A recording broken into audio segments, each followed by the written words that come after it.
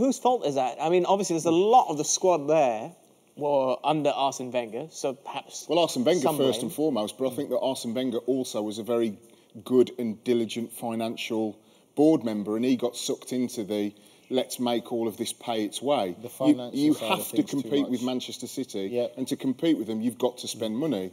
Now, you can spend money tactically very well by buying a.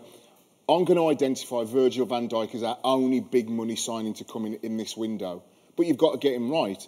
Arsenal, there's been lots of mistakes. There's lots of players that have come, that have gone, that have been all right. Yeah, I'm not trying to defend Arsenal for 1 minute, but sometimes when you're at a club, you do need to buy somebody who actually isn't who you truly want because you are so short at the back. You know, Unai Emery has said, Mustafi, you can go.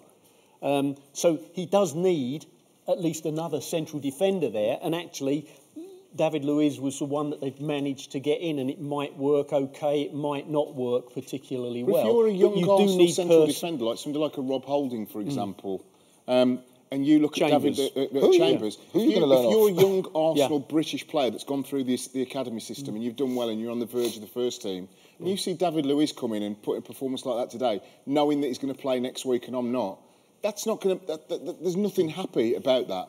Whereas at Liverpool, you've got Virgil van Dijk, he's setting the example. If you're Joe Gomez or if you're Joel Matip, I want to be the guy that plays alongside this guy for the season. I'm looking at Arsenal and thinking... That's a very valid point. You're right. And it's just the manner of the goal as well. It's lazy defending. This lazy defending. So how can you sit now to say, right, David Luiz is going to start again next week? As a young player, you should be frustrated. It's not right. Callum Chambers was on the bench today. Arsenal have played a couple of younger lads. For example, Willock has played the last couple of games for them. Yeah, done okay. Well, in fairness, Holding obviously has been out injured for a long time as well, and he was impressive in parts when he did play last season. Yeah, I know, but what I'm saying is that if you're scouting, and we had a fantastic, very early conversation about recruitment at various clubs, and sometimes you just feel that clubs are just sort of tossing a coin or kind of getting on the phone to an agent they know and say, give us somebody, anybody. Is that if David Luiz is the answer, whether it be to a short-term problem or what's the question? That's what really Arsenal fans should be asking, is that should we be taking from one of our rivals? They've got a 2 transfer window ban. They're having to play kids, Chelsea, and they still don't want David Luiz. Yes.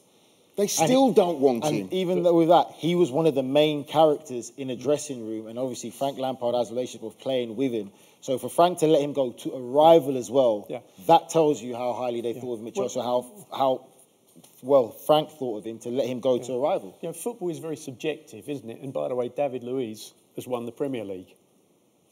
You know, we'd agree with that. You tell me which player who played for Arsenal today who's actually won the Premier League. But you could argue if any of those guys at any particular time in their career when Chelsea were very active and Lampard, Drogba and Costa and stuff, is that it would be very difficult to not be in a Chelsea team and not win a trophy. I think the point I'm trying to make is that it is very, very difficult in professional football, always has been, and I think even more so today than ever, to actually acquire the players that you need. Because, you know, Arsenal are trying to get them in to improve their situation, but they're competing with the likes of Liverpool and Manchester City and Manchester United and Spurs and, let's be honest, Leicester and Wolves and Everton. They're paying big bucks as well. Well, look at, let's look at some of those clubs. You've got Tyrone Mings.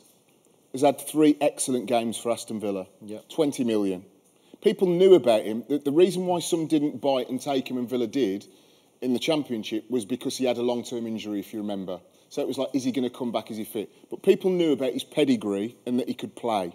So there's one you could take a punt on for 20 million, Arsenal, easily. Another one is Bjorn Engels. He was at Bournemouth, Mings, yeah? Yes, he was at Bournemouth. Yeah, but was he owned by Bournemouth or was he on loan at Bournemouth? No, he was owned by Bournemouth. They paid 8 million for him. Yeah. And then he had a really bad injury the first season. He was their club record signing for a season. Had a bad injury which kept him out. So you're saying that Villa have taken him for 20 and maybe Arsenal should have taken him for 20? Villa had him on loan last season. I don't think Mings is good enough. You see, personally, 3 performances I've seen, he's been excellent. Bjorn Engels came from Bruges, same as Wesley. They were teammates. Has been an excellent mobile, big, strong central defender, and the two of them have been excellent. What I'm calling out is that Arsenal open the front door. Oh, there's David Luiz walking down the King's Road. It's only 2 miles away. He doesn't have to move anywhere. We can get him in. It's lazy procurement instead of casting the net and finding the next N'Golo Kante, for example. You know, N'Golo Kante was playing in the third tier of French football. Yeah. Leicester looked at him, a couple of other clubs. One took a punt, and then one move later he's worth £70 million, £80 million, and he's winning World Cups with France. To add to Stan's point there, I played with Tyrone when I was at Ipswich, and for me, he's an old-school defender. The only problem with Tyrone is sometimes he was a bit too over-aggressive. He was trying to win every header, which obviously isn't the modern game. I saw him in his first game this season against Tottenham. Spurs, and I spoke to him and I said to him, listen, you've got all the attributes. He is built like a beast. You know, he was Colossus for that day. I said, listen, use your brain more, learn to read the game, and don't be so over-aggressive. You don't have to win every ball. For me, I agree with Stan. I think he could have gone to Arsenal. The reason why I like him at Arsenal is he's a defender. Arsenal need a defender. Forget all the pretty football. You need someone that's going to defend with their life. And that's what they've been missing.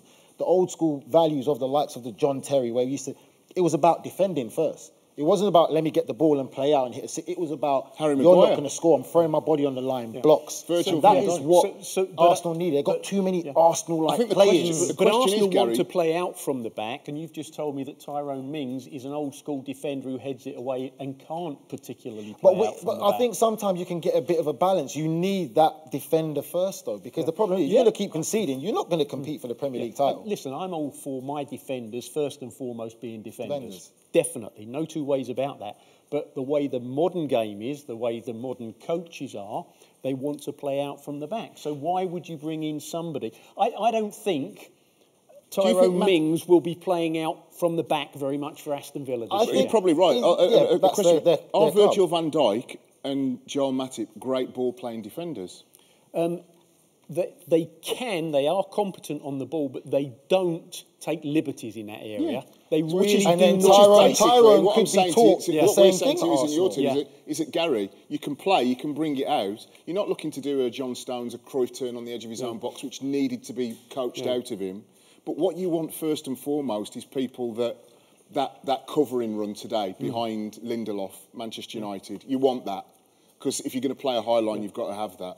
But aggression, leadership, and the ability to put your body on the line as a central defender, that gives everybody in front of you so much confidence. A little while ago, you mentioned Harry Maguire as being, a player who, United have paid 80 million for, but we saw Harry Maguire not defend properly today, didn't we? Yeah. So, even for 80 million, you get a defender that even doesn't though that's defend the properly. difference with them two, that's what I'm saying. That with Tyrone, from what I've seen of him, know of him, he's a defender first.